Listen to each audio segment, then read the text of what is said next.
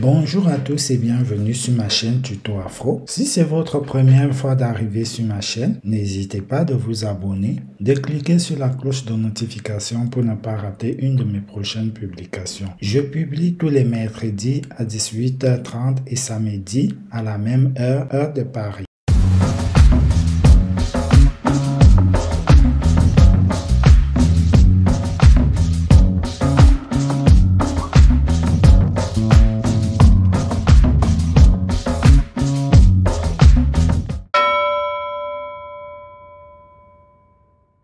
Aujourd'hui, je vais vous montrer dans cette vidéo comment faire vos déclarations URSSAF pour des personnes qui sont auto-entrepreneurs. Vous allez venir sur votre compte auto-entrepreneur.ursaf. Vous allez vous connecter en saisissant votre numéro de sécurité sociale ou votre adresse email que vous avez créé votre compte URSSAF. Vous allez arriver ici. Vous allez voir à ce niveau-là déclarer vos échéances, déclarer et payer les échéances. Vous allez voir ici. Il y aura la petite case 1 ou 2, ça dépend de quelle échéance vous devez déclarer. Vous allez cliquer sur échéance. Une fois que vous avez cliqué sur échéance, vous aurez ceci. Déclaration effectuée. Et maintenant, nous sommes donc actuellement, ça va dépendre du trimestre où vous allez regarder cette vidéo. Nous, actuellement, nous sommes au deuxième trimestre. Donc, du coup, là, on va cliquer là. Une fois que vous avez cliqué là, vous aurez dans les chiffres à remplir par rapport à ce que vous avez eu à travailler lors du deuxième trimestre, dans le deuxième trimestre qui s'arrête en août. Donc voilà, ici, vous allez saisir par exemple si vous avez eu à travailler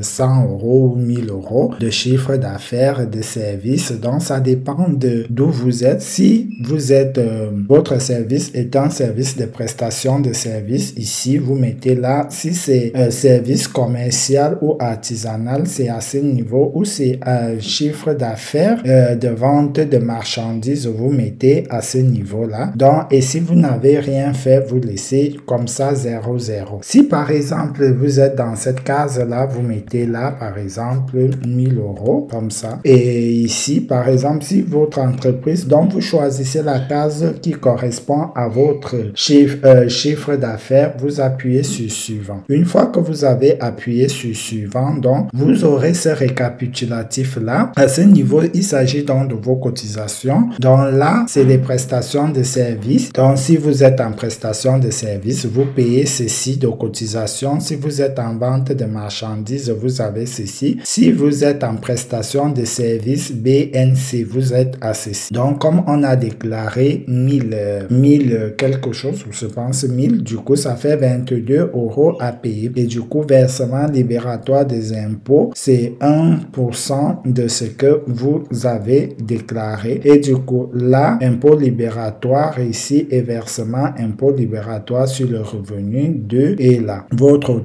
formation et ici, vous déclarez donc total de déclaration 24 et ici, total à payer, déjà payé. Donc, ce que vous allez payer, vous payez 24 €. Donc, parce que vous cotisez 24 €, 2 € d'impôt libératoire. Et du coup, voilà, donc c'était 100 €. Voilà, pour 100 €, vous payez 24 €. Si c'est pour 1000 €, vous allez voir. Et ici, chaque case a son quota, son plafond. Voilà, par exemple, si vous déclarez 1000 € là, vous voyez ici, sur 1000 € là, vous payez 17 € là. Et là, vous contribuez à votre formation et vous devez payer sur les 1000 €, vous devez payer ceci. Donc voilà, et vous continuez. Donc moi, actuellement, dans mon auto-entreprise, je n'ai rien travaillé et donc je n'ai rien à déclarer, c'est 0. Et du coup, je clique là, 0, 0, 0, tout est à 0. Et du coup, une fois que vous avez fini de faire vos déclarations, vous cliquez sur valider et on vous demande si vous êtes certain de vouloir valider cette déclaration. Moi, je clique OK,